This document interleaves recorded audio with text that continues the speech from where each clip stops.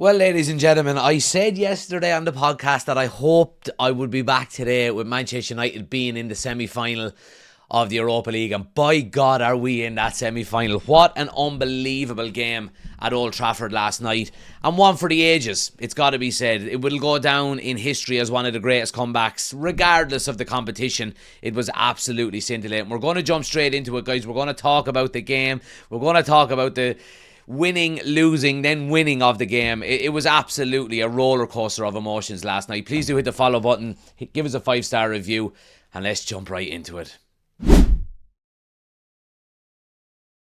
Now, guys, I mean, what can we say? I still can't believe it, to be quite honest with you. My throat is sore.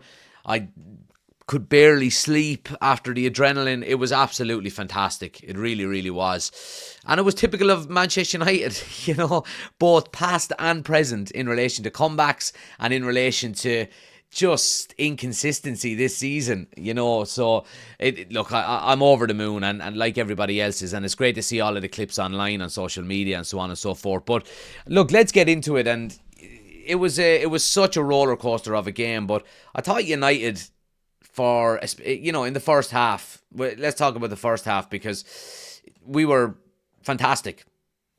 Absolutely fantastic, I thought. We controlled the game really well. We started on the front foot. The crowd was right on it. The atmosphere was there. You seen the tifo before the game being unveiled with all of the pyrotechnics. And United were on it from minute one, in fairness. And we get the reward, Mamadou Ugarte with the goal. And it was such a beautiful goal. It really was. And credit has to go to Alejandro Garnacho here. We've spoken about his decision-making and the inconsistency of his decision-making this season. But by God, did he make the right choice for that first goal.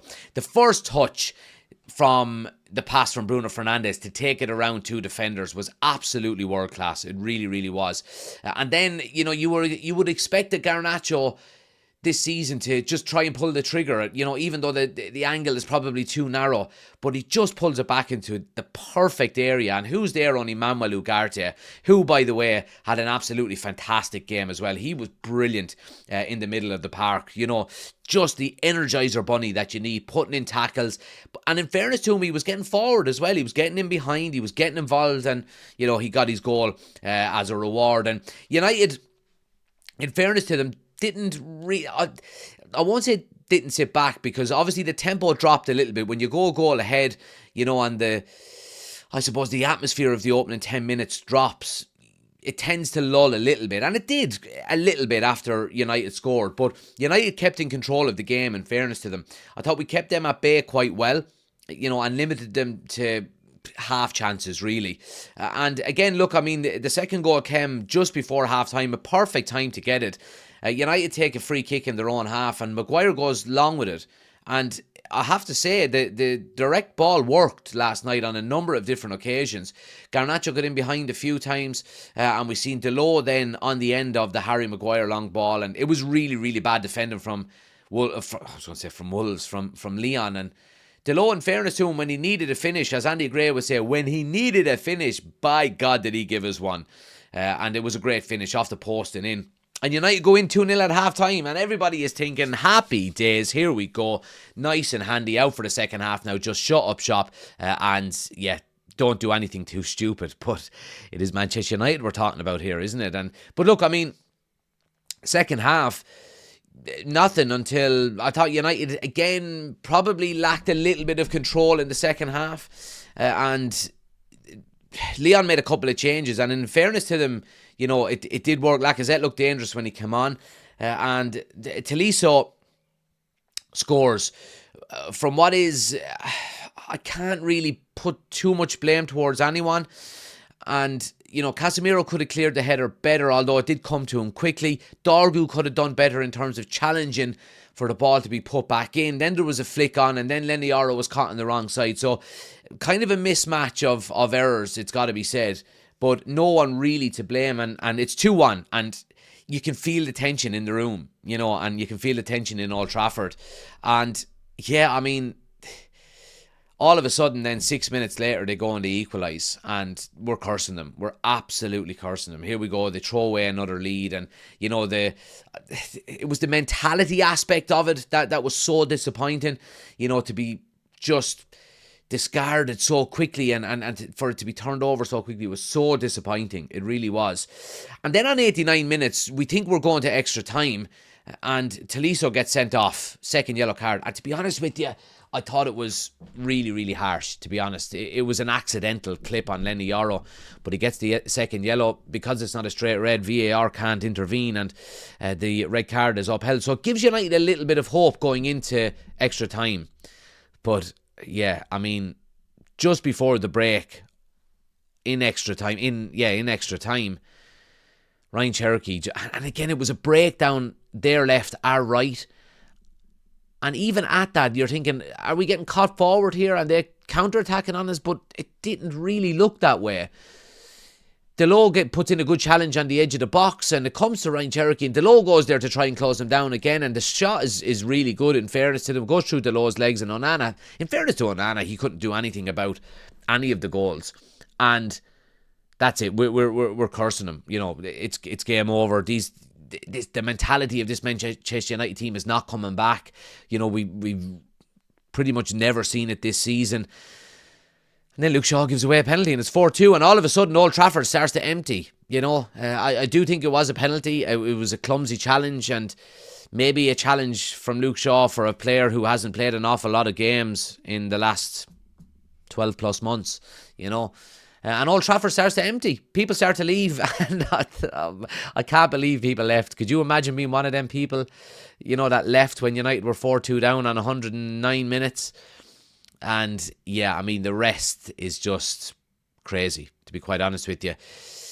We get a penalty. I think it was a penalty. I thought as soon as VAR had a look at it, it went from white to yellow, which meant it was being upgraded to a potential penalty. And when the ref goes to the monitor, it's going to be awarded. And I think rightly so. Bruno Fernandes slots it away. And then, ladies and gentlemen, when we think we're going to penalties, all hell breaks loose. Absolute hell. Bedlam breaks loose at Old Trafford. And yeah, I mean, what can I say? Kobbie Mainoo gets on the end of a ball. And again, the shape of the goal and the type of the goal was similar to what he done against Wolves when he broke onto the scene last year, and it was absolutely phenomenal. It really was. And we think we're going to penalties after that. I don't know. It's hard to explain what happened, because 60 seconds later, Harry Maguire gets his big mallet on it, and Old Trafford just erupts. It was absolutely phenomenal. And I have to give a shout out to Casemiro here, to be quite honest with you. He wins the penalty, and he's got an assist for the fourth and the fifth goal. It was an absolutely fantastic performance by him. It really, really was. I thought he was phenomenal. Harry Maguire, fair play to him. And I like that out of Ruben Amorim. There's a gambler in him, and we remember that for, the good old days under Sir Alex Ferguson, where he would throw an extra couple of bodies up front and go for it at the end of games. And it was fantastic to see. And it was the Manchester United of old. It really, really was. The last minute winners, the comebacks. And where does it maybe rank in the comebacks down through the years? And it's certainly up there. And I know I suppose the competition is not as grandiose as the Champions League or the Premier League, whatever the case may be, but in terms of an out-and-out comeback, it's certainly up there. The Liverpool game last year in the FA Cup didn't kind of feel like a comeback. It felt like a win, because it was back and forth. I mean, we were 2 goals down and we scored 3 to win it. This was a proper comeback, so it's certainly up there. Bruno Fernandes, amazing again, guys. The work rate, the energy levels. Ruben Amorim mentioned it, and I did mention it in the watch-along on YouTube last night, that he looked tired. He didn't seem to have the same, and that's understandable with the work and energy that he gives us. Absolutely phenomenal. Garnacho, guys, I mean, I thought Garnacho was good last night. He should have put his 3 goals up in the second half. He really should have, and we were cursing him, but I thought he was I thought he was playing well. He was getting into good positions. He was playing on that left-hand side, and he was looking very positive. I mentioned him, obviously, for the assist was phenomenal, but he was getting into good areas, and he was really, really putting the Lyon defence on their heels. He was running at them all the time. It was a really good performance by him. Rasmus Højlund, guys, again, on the goal front, maybe a frustrating night, but I thought it was a better performance from him. I thought he held up the ball better. I thought his link-up play was a little bit better. But again, he's going to judge himself on goals, really, isn't he? And yeah, another game without a goal, but I don't think he'll mind. We're into a Europa League semi-final. I've got to give a big shout out to Andre Onana as well, guys. I thought he had a really, really good game. He made 2 or 3 really big saves. There's nothing he could have done for any of the goals. None of the goals were his fault.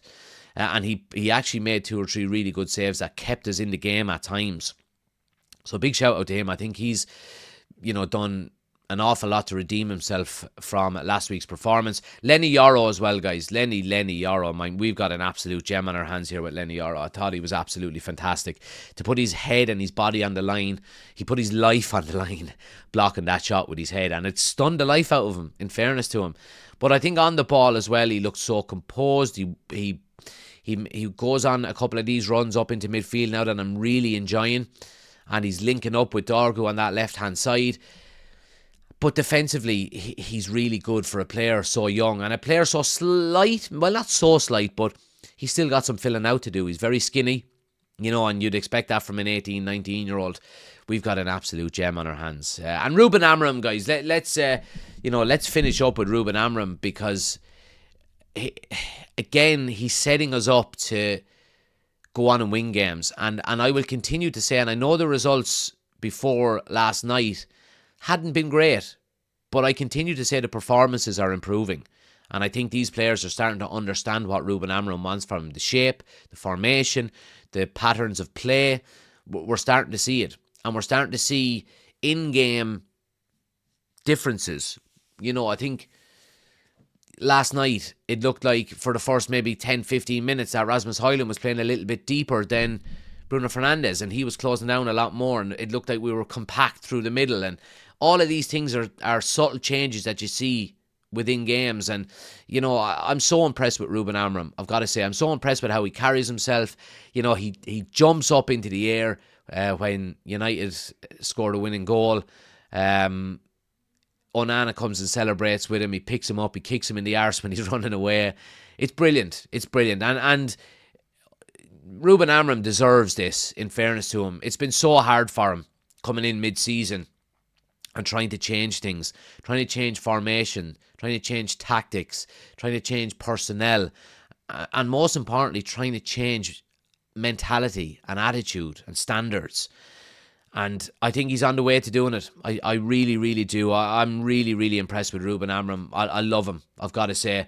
And if I had the slightest criticism towards him, I wish he stayed on the pitch and celebrated. But he does what he always does. He shakes hands with the opposition manager, win, lose or draw, and he heads for the tunnel. And that's exactly what he did. He disappeared down the tunnel, gave a wave to the Stretford end, and he was gone into the night.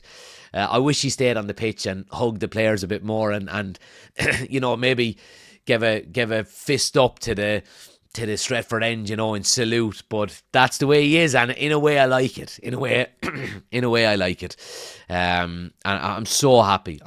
But guys, we know now the Europa League is all that's left, and we've got Athletic Bilbao in the semi-final, away in the first tie and at home in the second, and it's going to be difficult. It is going to be difficult. We need to get players back between now and then. Ahmad is the big one, and potentially De Ligt as well. I heard some reports suggesting that De Ligt could potentially return before the semi-finals, and that would be a massive boost as well. But it's going to be Europa League or bust for us, guys. And look, play the kids now in the Premier League. Just play the kids. Play the kids in the Premier League. We're not going to get relegated. We're not going to get into Europe. The Europa League is the only way forward now. Play the kids. Give Bruno 2 weeks off. Just give him 2 weeks off now. And make sure that he is available and, fit for the Europa League, because that's what's important. Guys, absolutely fantastic. You know, I'm so happy.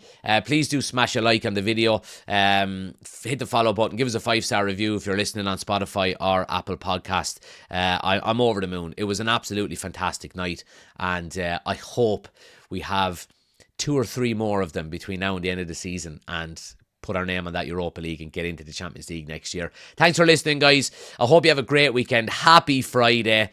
Have a great weekend. I'll see you at some stage over the weekend, if not on Monday. Have a great weekend, and I'll chat to you soon. Take care.